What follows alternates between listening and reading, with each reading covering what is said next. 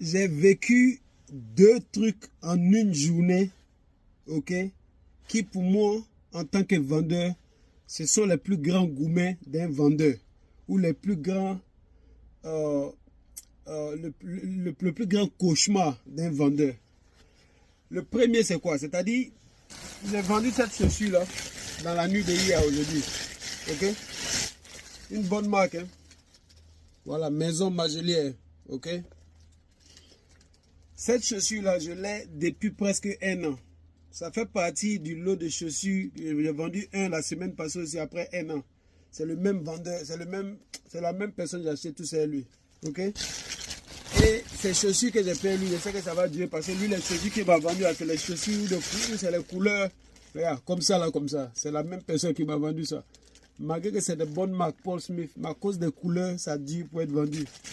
Ça, c'est le premier cauchemar d'un vendeur.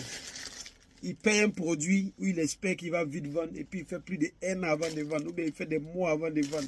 Son argent est bloqué, le truc est là, il est obligé de diminuer. Premier cauchemar.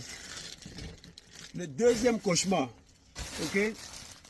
Dans la nuit d'hier à aujourd'hui, j'ai mis ce bouquin en ligne. Pour vous qui me suivez en ligne là, vous allez voir, j'ai fait un live le vendredi passé.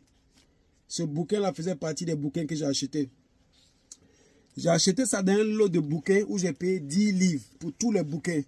Mais quand je suis venu ici, sur le champ, il y a des grossistes qui payent moi. Sur le champ, j'ai vendu des bouquins pour 18 livres. Donc j'ai déjà gagné mon argent avec un peu de bénéfice. Mais celui-là, il était un peu différent.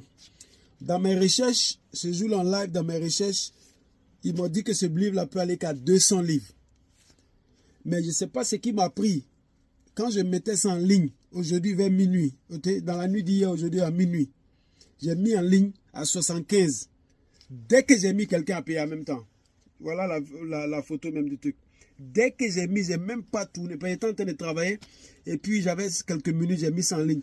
Le temps qu'il va me retourner, quelqu'un a payé ça à 75. Et il a payé sans me faire une offre. Alors qu'il pouvait me faire une offre pour que je diminue. Mais il n'a même pas fait d'offre.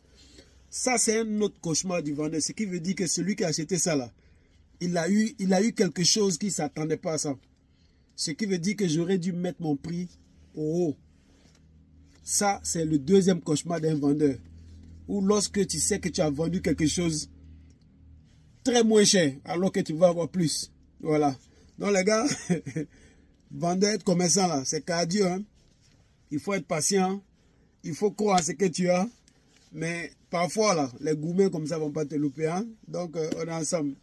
C'est la vie. Je vais lui paqueter son truc, lui amener, c'est sa chance.